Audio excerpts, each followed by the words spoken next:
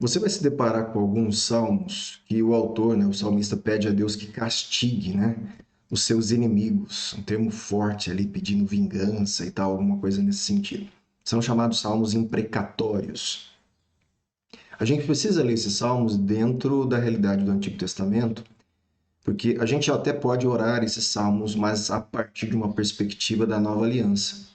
Então, esses salmos eles foram, né, feitos, elaborados, esses poemas, dentro de uma estrutura da antiga aliança que regia a questão, né, de uma justiça retributiva, inclusive aquele termo que a gente conhece, olho por olho, dente por dente, né? Outra coisa importante, que não se tratava os salmos imprecatórios de um ódio pessoal, tá? Era um zelo do salmista pela causa de Deus.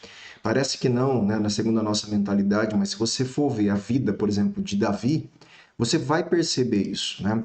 Davi, por exemplo, ele não era uma pessoa vingativa. Na verdade, ele era alguém muito, muito misericordioso, né? Então não era uma vingança pessoal de Davi.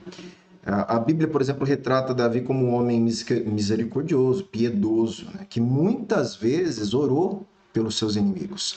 Os salmos imprecatórios, então esses salmos que pedem a vingança, né, dos inimigos, que Davi escreveu, eles não surgem então de um temperamento vingativo, né? Uma vingança pessoal de Davi, mas de um coração que clama a justiça de Deus e que glorifica a Deus, tá? Então isso é extremamente importante para a gente conseguir entender os salmos imprecatórios.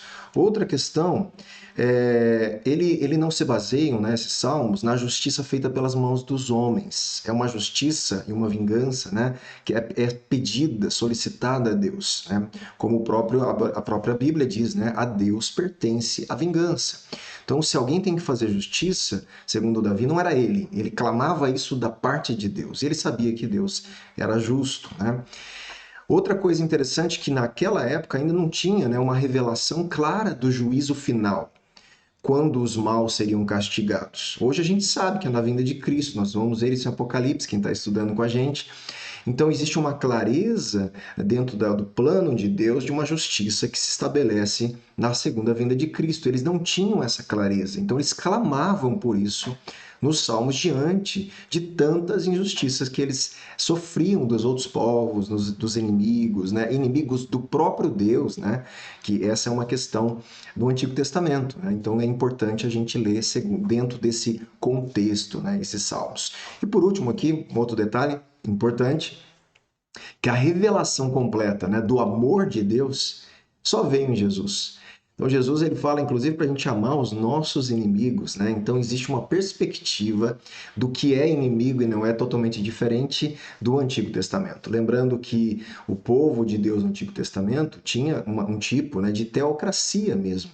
Então as pessoas que iam contra o povo de Deus estavam contra o próprio Deus.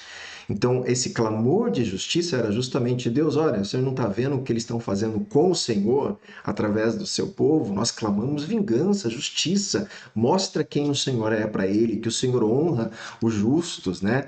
Que o Senhor abate a injustiça, né? E destrói aí a iniquidade. Então, era um clamor nesse sentido. Para orarmos esses salmos hoje, temos que fazer algumas adaptações dentro da estrutura, né, dos conceitos da nova aliança. Não vou ensinar isso agora, como a gente poderia fazer isso, mas tem a ver um pouquinho com essa justiça escatológica, fica para uma próxima conversa aí, tá bom? Um abraço para vocês.